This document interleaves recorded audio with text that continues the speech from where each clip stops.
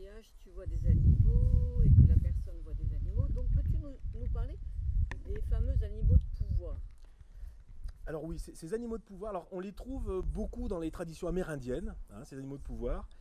Ce sont des animaux, voilà, qui sont associés à ton âme, et puis aussi même à ton incarnation. Des animaux avec qui tu as une correspondance très très forte.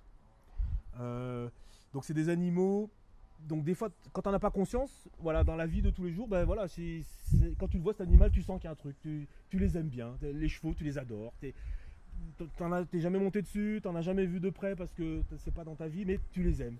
Et un jour, en faisant un voyage, tu découvres que ce cheval qui était aussi dans tes rêves, c'est un de tes animaux de pouvoir.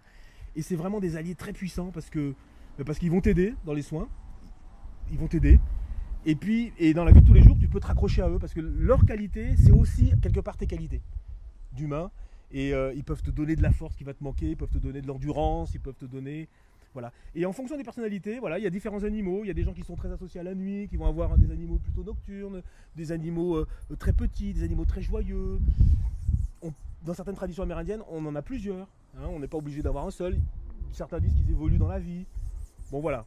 Alors après, il y a les animaux de pouvoir, les animaux totems, les animaux alliés. Donc, bon, on peut jouer sur le vocabulaire. C'est un peu comme pour les âmes. Ça dépend de quel milieu on vient. On peut jouer un peu sur le vocabulaire. Mais globalement, moi, j'utilise le mot animaux de pouvoir. Ce sont ces alliés-là qui sont très fortement connectés à nous. Après, dans les soins, il peut y avoir d'autres animaux qui viennent t'aider, qui ne sont pas tes animaux de pouvoir à toi. Ça peut être l'animal de pouvoir du chaman ou l'animal de pouvoir de la personne que je viens soigner, donc, qui vient l'aider et qui vient faire des choses. Ou alors simplement des alliés du moment. Hein, ça peut être des fourmis, des mouches qui viennent nettoyer des choses, qui viennent un serpent qui rentre, qui n'est pas forcément ton animal à toi, mais qui vient t'aider.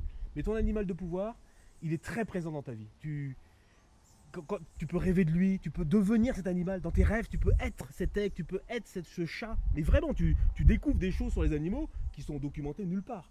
C'est-à-dire des choses complètement extraordinaires. Donc il est vraiment très proche de toi. Et tu le vois dans les synchronicités, dans les circonstances particulières. Tu sais qu'il est là, tu le sens près de toi.